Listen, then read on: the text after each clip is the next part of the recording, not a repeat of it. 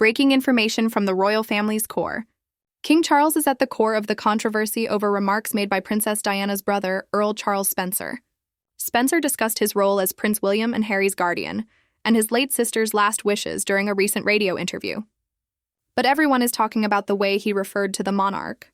Subscribe to Royals to stay up to date on all the royal drama and revelations. Since this story is only beginning, it is currently being explored. Earl Spencer discussed the heartbreaking days after Princess Diana's death in August 1997 during his interview on Giles Brandreth's Rosebud podcast. He talked about drafting her eulogy and disclosed something quite intimate. William and Harry, Diana's boys, were under his guardianship. Then, however, came the scathing remark that shocked royal observers.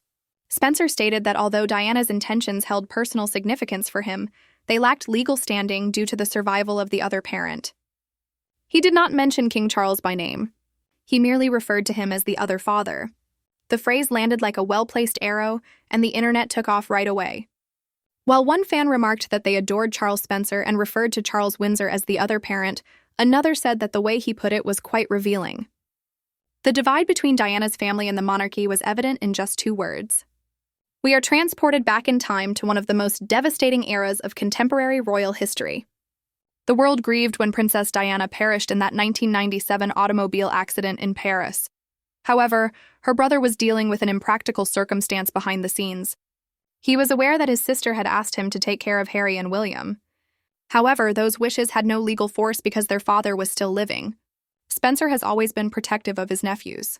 Additionally, this most recent interview demonstrates how strongly he felt about Diana's last wishes. It appears that the scars from that period have never completely healed because he constantly brings this up almost 30 years later. However, this is where things become much more intricate. Earl Spencer has previously made disparaging remarks about the royal family. He made controversial remarks regarding Diana's burial back in 2017, particularly regarding the choice to have William and Harry walk behind their mother's coffin. Spencer said on BBC Radio 4 that a courtier at Buckingham Palace had deceived him. He claimed that when he voiced reservations about the strange and harsh plan, he was informed that the lads intended to carry it out, which he later found out to be untrue. It was the most terrifying, he said. He claimed to still have nightmares about that half hour of his life. For his teenage nephews, he said, it was probably 1,000,000 times worse. These are serious charges. They depict a family that was deceived and subjugated during one of their most trying times. Spencer's ongoing criticism has important ramifications. He is no longer only a bereaved brother. He's developed a difficult voice. Diana's death and its aftermath were handled by the monarchy. His remarks make one wonder if anyone truly had the boys' best interests in mind throughout that awful period. Was it their mother's side of the family and their uncle, or was it their father in the institution? By referring to Charles as the other father rather than the monarch or even by name, Spencer's word choice implies that their relationship is still tense. It serves as a reminder that the family is still divided as a result of Diana's passing. This tale is significant because it demonstrates how the royal family's past continues to influence its present. Tensions that persisted are revealed by Earl Spencer's willingness to express his emotions honestly. In time, they were simply buried in protocol. These old scars keep coming up as King Charles navigates his reign, reminding everyone that some family disputes are too deep to mend.